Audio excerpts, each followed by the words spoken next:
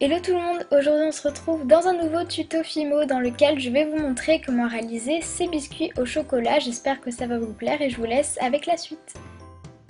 Pour commencer, vous aurez besoin d'une boule de pâte de couleur Sahara ou champagne ou pâte à gâteau, ce que vous voulez, et vous allez ensuite l'aplatir à l'aide d'un rouleau, donc à peu près de cette épaisseur, donc pas trop épais pour pas non plus faire trop grossier, mais quand même un petit peu, et ensuite vous allez couper à l'intérieur un rectangle pour former tout simplement la base du biscuit.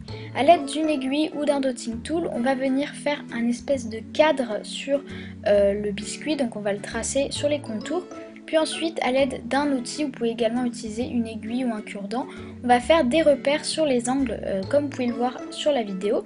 Puis ensuite, on va faire plein de petites encoches sur les contours, donc à peu près de la même largeur. Essayez de faire quelque chose d'assez symétrique.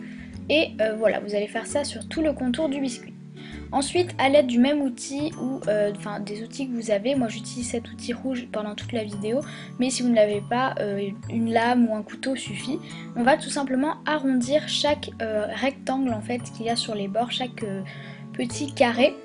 On va venir l'arrondir à l'aide de cet outil pour faire comme si c'était voilà, arrondi. Donc on va creuser les encoches qu'on a fait et on va tout lisser et tout arrondir.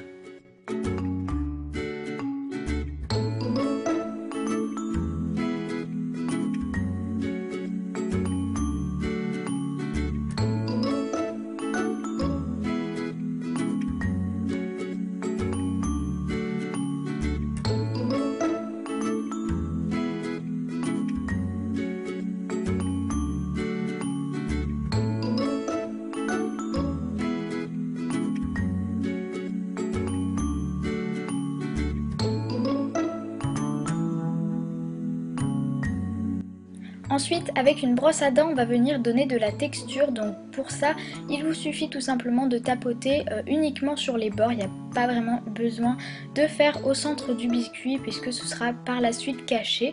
Donc faites uniquement les bords du biscuit.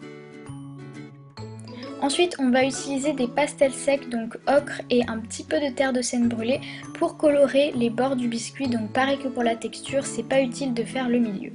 Ensuite, avec une plaque de pâte chocolat, on va venir faire tout simplement le carré de chocolat qu'il y a sur le biscuit. Donc pour ça, on va se servir du biscuit de base pour avoir la même dimension que l'on va recouper dans une plaque de chocolat. Et on va faire la même chose qu'au début, on va tracer un cadre sur notre rectangle de chocolat pour ensuite délimiter donc, le carré, puisque si on fait la même taille que le biscuit, on ne verra pas le biscuit dessous, donc on va le rétrécir.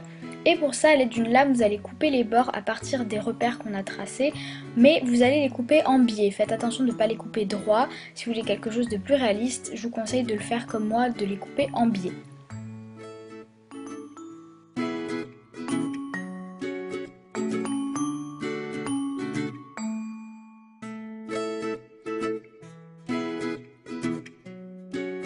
Toujours avec notre aiguille, on va venir tracer un cadre. Promis, c'est la dernière fois qu'on en fait un.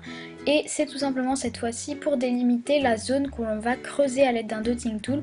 Vous n'êtes pas obligé de faire cette étape, mais moi généralement quand je vois ce genre de biscuit, il y a toujours un creux au centre du chocolat. Donc pour moi, je trouvais ça logique de le faire.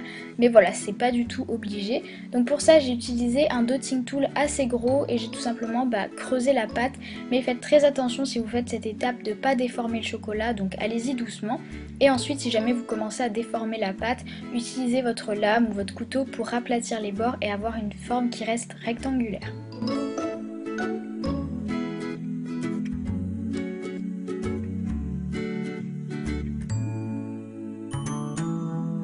Et voilà, maintenant il ne vous reste plus qu'à poser votre carré de chocolat au centre du biscuit, donc là où vous avez le rectangle qui est déjà tracé.